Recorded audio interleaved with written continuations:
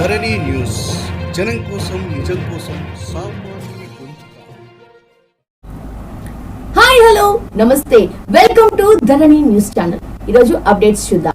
Vaccine వేసుకున్నాము, first dose second dose వేసుకున్నాము, ఇక టూరిజం కి ఇబ్బంది లేదు, మనం అందరం ధైర్యంగా వెళ్ళొచ్చు అనుకుని ప్రయాణాలు సాగుతున్నటువంటి ఈ నేపథ్యంలో మళ్ళీ మరొక కొత్త వేరియంట్ ఈరోజు వస్తుంది అనేటువంటి చర్చ దేశమంతా జరుగుతూ ఉంది. కొన్ని ఉదాహరణలు కూడా, ఎగ్జాంపుల్స్ కూడా మన దగ్గర అక్కడక్కడ కనిపించింది. కాబట్టి దీని కారణంగా మళ్ళీ ఏదైనా ఇంకా టూరిజం మళ్ళీ బ్యాక్ వెళ్తాదేమో అనేటువంటి భయం కూడా ఈరోజు భారత ప్రభుత్వానికి ఉన్నది. కానీ నిన్న ప్రధానమంత్రి గారు చెప్పారు, భయపడాల్సిన అవసరం లేదు, కానీ నిర్లక్ష్యం మాత్రం ఏమాత్రం ఉండకూడదని చెప్పడం జరిగింది. ఏ రకమైనటువంటి పరిస్థితి వచ్చినా దాన్ని మనం ఎదుర్కోవాలి, దానికి అన్ని రకాల చర్యలు తీసుకోవాలి అనేటువంటి విషయాన్ని ఈరోజు మనం గుర్తుపెట్టుకోవాల్సిన అవసరం. ఈరోజు ధైర్యంగా మనం ఇంతమంది కలుస్తా ఉన్నాం.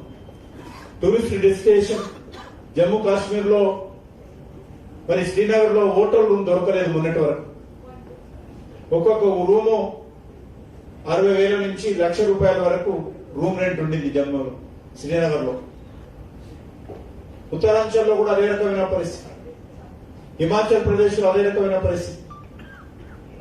కారణము ఈరోజు ఒక ధైర్యం, మనం అందరము వ్యాక్సినేషన్ వేసుకున్నాము. ఇక మనము 2 సంవత్సరాలుగా ఎక్కడ వెళ్ళలేదు ఇంటి నుంచి బయటికి. కాబట్టి ఇప్పుడు వ్యాక్సినేషన్ వేసుకున్నాం కాబట్టి ధైర్యంగా వెళ్ళాలి అనేటువంటి ఒక ఆలోచనతో చాలా మంది ఈ యొక్క టూరిస్ట్ యాక్టివిటీస్ ప్రారంభించుకుంటున్నారు. కానీ దురదృష్టం ఏంటంటే మళ్ళీ వేరే కొత్త వేరియంట్ వస్తానటువంటి నేపథ్యంలో మనము మరిన్ని జాగ్రత్తలు తీసుకుంటూ టూరిజం సెక్టార్ ను ముందుకు తీసుకెళ్లాల్సినటువంటి అవసరం ఉంది. అన్ని రకాలుగా అన్ని జాగ్రత్తలు తీసుకోవాలి. ఈరోజు మనం చూస్తా ఉన్నాం, ప్రభుత్వం చాలా స్పష్టంగా మరి మాస్క్ పెట్టుకోవాలని చెప్పారు. క్షమించాలి, నేను ఇప్పుడే తీశాను. మాస్క్ అందరము విధిగా ధరించేటువంటి ప్రయత్నము మనం చేయాల్సినటువంటి అవసరం ఉంది. మన వర్క్ ప్లేస్ లో కావచ్చు, లేక టూరిస్ట్ డెస్టినేషన్ లో కావచ్చు, ట్రావెల్ టైంలో కావచ్చు, లేక మరి షాపింగ్ టైంలో కావచ్చు, విధిగా ఈరోజు ఇంకా మాస్క్ ధరించడం, సోషల్ డిస్టెన్స్ మెయింటైన్ చేయడం, ఇంకా 60 years పైన ఉన్నటువంటి వాళ్ళు, ఏ రకమైనటువంటి డిసీజ్ లేనటువంటి వాళ్ళందరూ కూడా డోసు ఏదైతే వ్యాక్సిన్ సంబంధించినటువంటి అందరూ తీసుకునేటువంటి ప్రయత్నం చేయడం, దాంతోపాటు టూరిజం సంబంధించి ఇంకా అనేక కార్యక్రమాలు చేపట్టాల్సినటువంటి అవసరం ఉంది. ఈరోజు మీకు అందరికీ తెలుసు, ఈరోజు భారత ప్రభుత్వం మన తెలంగాణ రాష్ట్రానికి ఈరోజు టూరిజం సంబంధించినటువంటి కల్చర్ డిపార్ట్మెంట్ ద్వారా రామప్ప దేవాలయం ఏదైతే మన వరంగల్లో ఉందో దానికి ఈ సంవత్సరం యునెస్కో హెరిటేజ్ సెంటర్ గా గుర్తింపు రావడం జరిగింది. ఇది మొట్టమొదటి తెలుగు రాష్ట్రాలలో, మొట్టమొదటి మన దేశంలో 40 ఉన్నాయి ఇప్పటికీ రామప్పతో కలిపి. అందులో తెలుగు ఉభయ రాష్ట్రాల్లో మొట్టమొదటి యునెస్కో గుర్తింపు పొందినటువంటి అతి చారిత్రాత్మకమైనటువంటి కట్టడం అని చెప్పి ఈ సందర్భంగా మనం చేస్తాం. దాంతోపాటు ఇటీవల United Nations World Tourism Organization best tourism village కింద మన దేశం నుంచి ఏకైక గ్రామం గుర్తింపు పొందినటువంటి గ్రామం ఈ సంవత్సరము మన తెలంగాణ రాష్ట్రంలోని మరి పోచంపల్లి గ్రామం అని సందర్భంగా మనం చేస్తాం.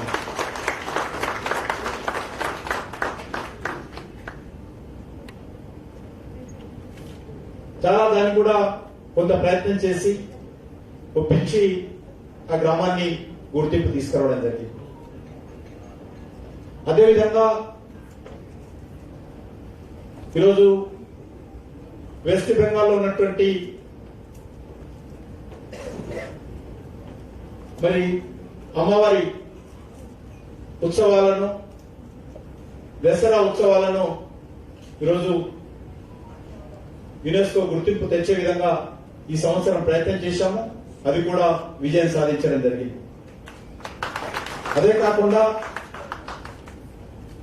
మరి ఈ యొక్క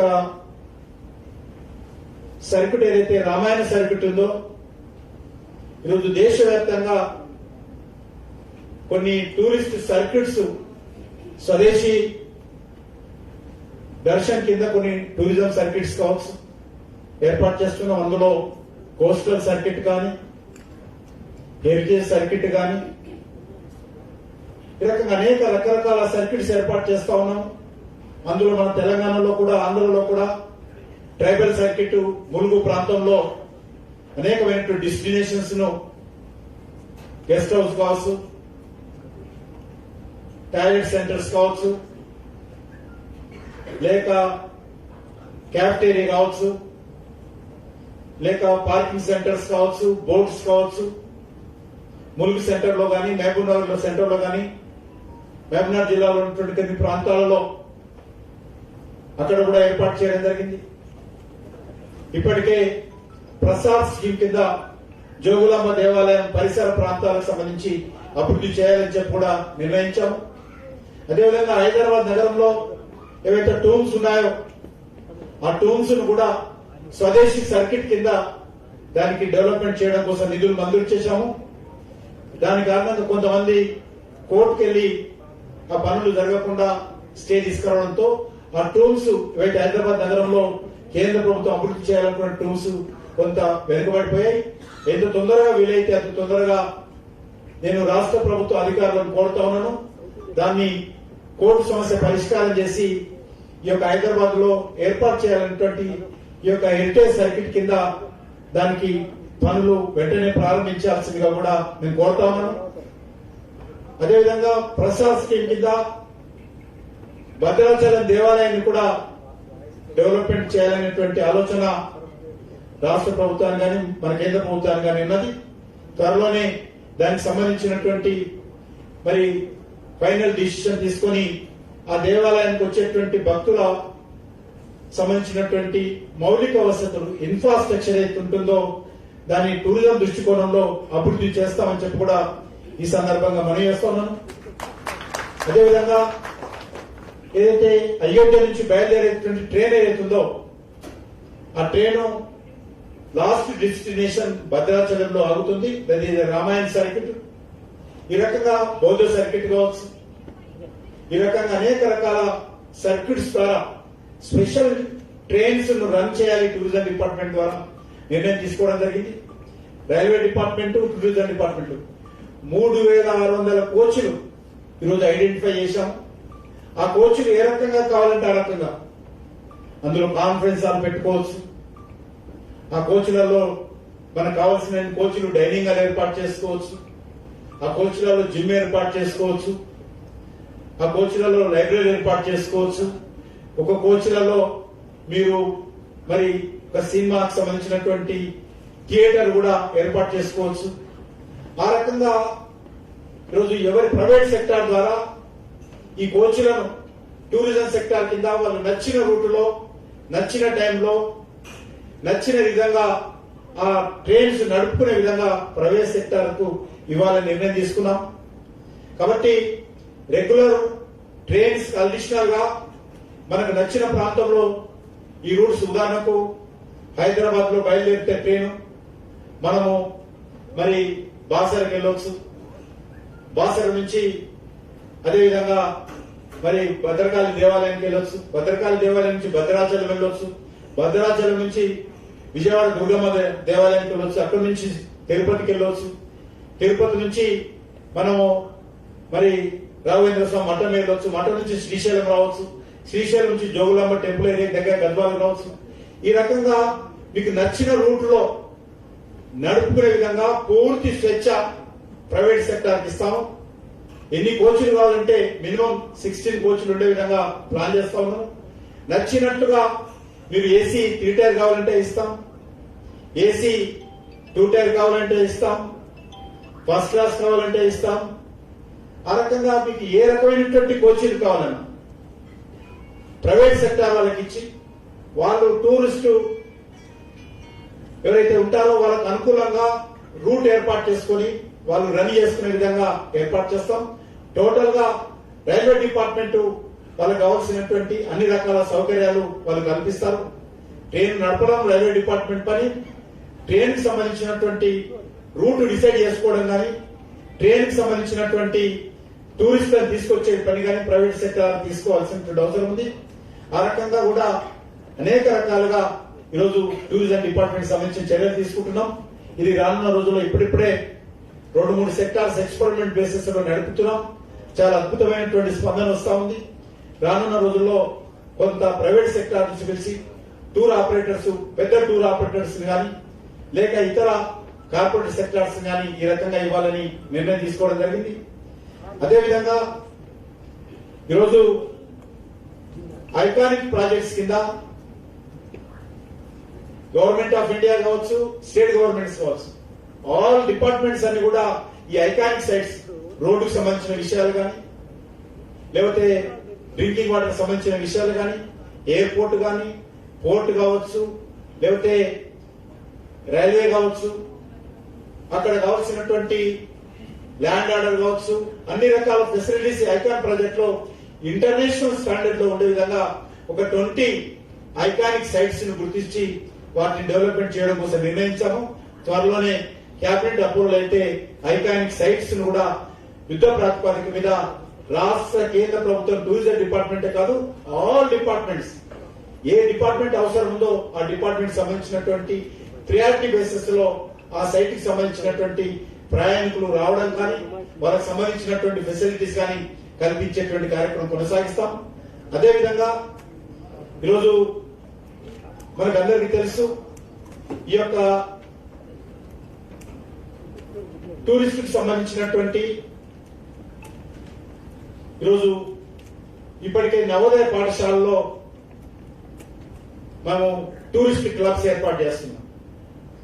ఈచ్ స్కూల్లో మినిమం 25 మంది స్టూడెంట్, ప్రతి క్లాస్ నుంచి 2 మంది విద్యార్థులు, అది 9th క్లాస్ నుంచి అండ్ అబవ్ ఉన్నటువంటి విద్యార్థులకు కలిపి టూరిస్ట్ క్లబ్స్ ఏర్పాటు చేస్తున్నాం.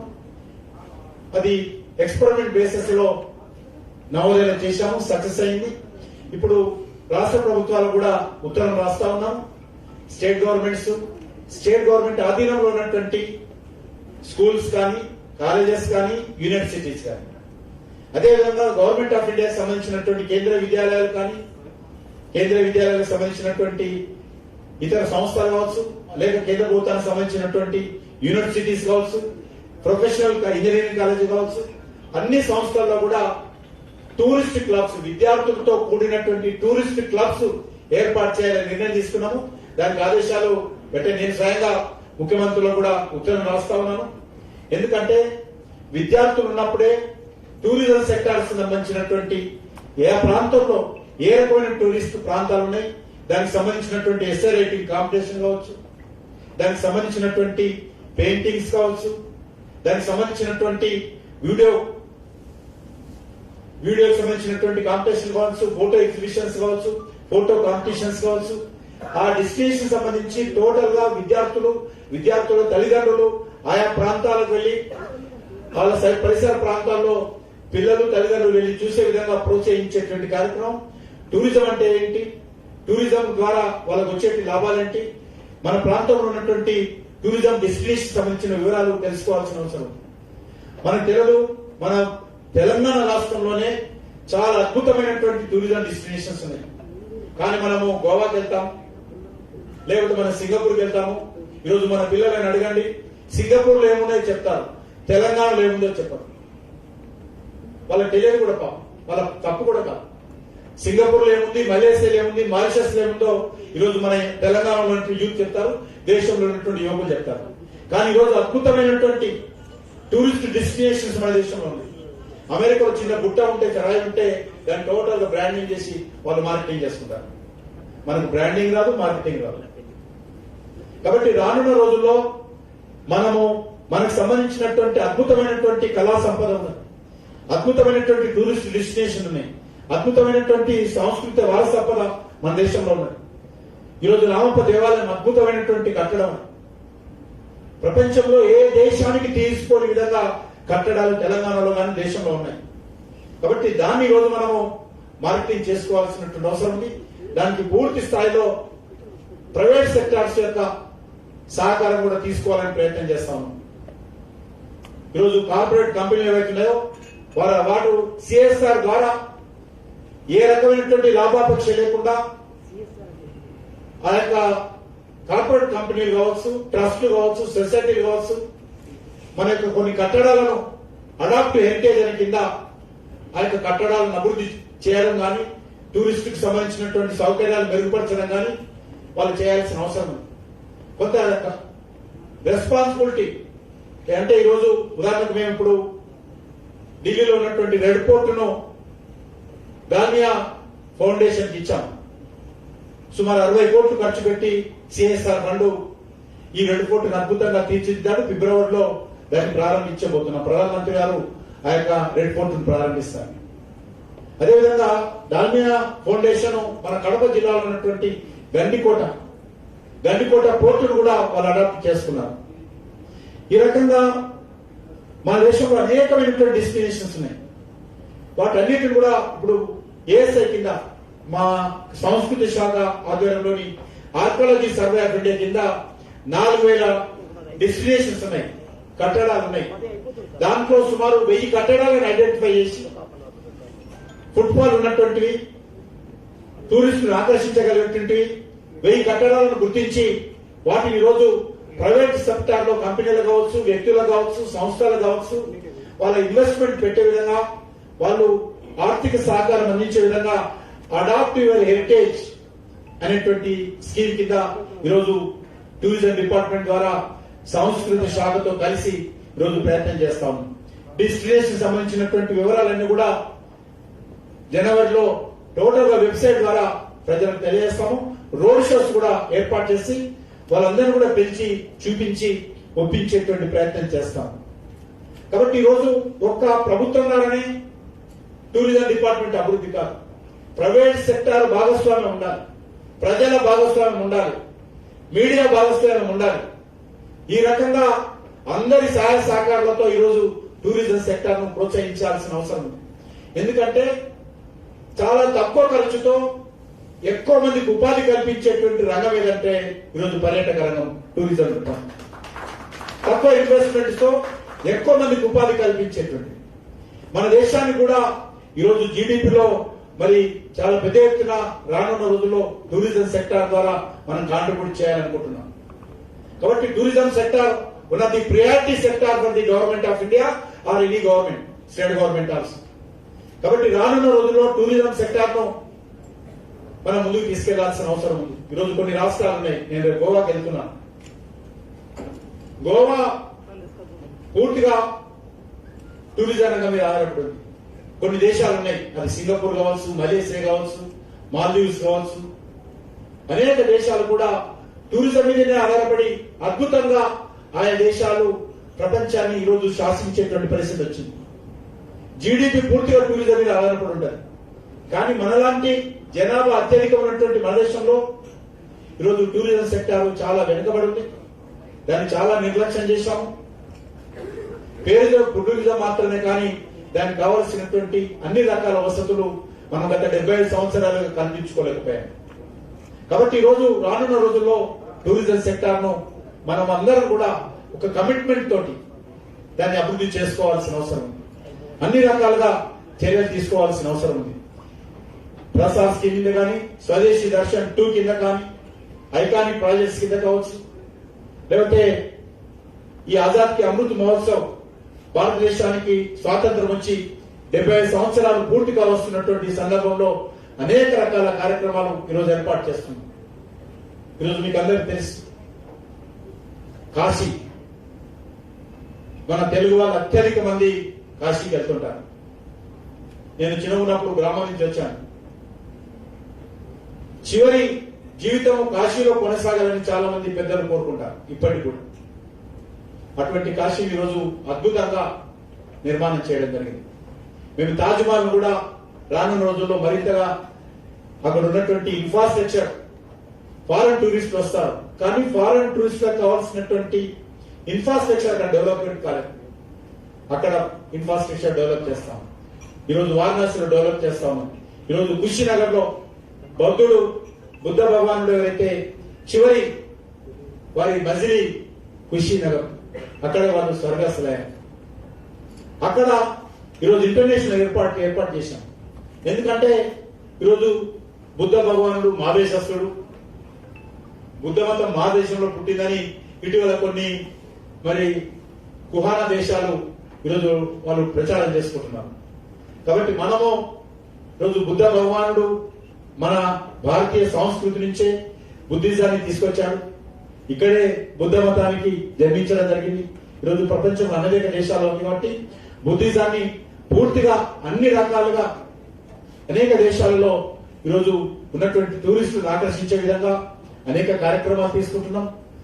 ఈరోజు 4 యూనివర్సిటీస్, బుద్ధిజం సంబంధించినటువంటి 4 యూనివర్సిటీస్ మా కల్చర్ డిపార్ట్మెంట్ ద్వారా ఈరోజు దాన్ని అభివృద్ధి చేస్తా ఉన్నాం. అక్కడ రకరకాల కోర్సులు ప్రారంభించబోతా ఉన్నాం. దానికి సంబంధించినటువంటి అన్ని యూనివర్సిటీస్ సంబంధించినటువంటి ఒక బిల్లు పార్లమెంట్ లో రాబోతా ఉంది. టూరిజం సంబంధించినటువంటి ఒక పాలసీ కూడా ఇంతవరకు మనకు ప్రాపర్ పాలసీ లేదు ఇండియాలో. ఇప్పుడు డ్రాఫ్ట్ పాలసీ తయారు చేస్తున్నాం. త్వరలోనే టూరిజం డ్రాఫ్ట్ పాలసీ వస్తుంది. ఆ టూరిజం డ్రాఫ్ట్ పాలసీ వచ్చిన తర్వాత అందరికి మరొకసారి సర్క్యులేట్ చేస్తాం. మీ అందరి ఇన్పుట్స్ తీసుకుంటాం. ఒక అద్భుతమైనటువంటి టూరిజం పాలసీ ఈ దేశంలో తీసుకురావాలి. టూరిజం సంబంధించి దీనికి మంచి స్టాటస్, అది ఏ స్టాటస్, ఇండస్ట్రియల్ స్టాటసా, ఏ స్టాటస్ అయినా కూడా మంచి స్టాటస్ టూరిజం ఇవ్వాలి. దాన్ని అన్ని రకాలుగా ప్రోత్సహించాలి. ప్రైవేట్ సెక్టార్ ను ప్రోత్సహించాలి. కాబట్టి ప్రాపర్ పాలసీ ఉండాలి. ఎందుకంటే అది మీకు అందరూ ఆశ్చర్యపోతారు, ఈ రోజు వరకు కూడా పార్లమెంట్ లో టూరిజం సంబంధించినటువంటి ఏ యాక్ట్ లేదు. There is no single act in parliament. ఒక చట్టం గురించి పార్లమెంట్ లో ఈ రోజు వరకు చర్చ జరగాల 75 సంవత్సరాలు. That is the tourism department. కాబట్టి దానికి ఈరోజు జవసత్వాలు నింపాలనేటువంటి ఆలోచనతో ప్రయత్నం చేస్తా ఉన్నాం. తప్పకుండా మనం అందరం కూడా మరి మీ అందరి సహాయ సహకారాలతోటి టూరిజం డిపార్ట్మెంట్ మరింత ముందుకు తీసుకెళ్లాలని చెప్పి కోరుకుంటూ, ఎక్కువ సమయం తీసుకున్నందుకు అనేక భవిష్యత్ మీడియా వాళ్ళు ఉన్నారు కాబట్టి కొన్ని విషయాలు చెప్పాలని దృక్పథంతో చెప్పాను.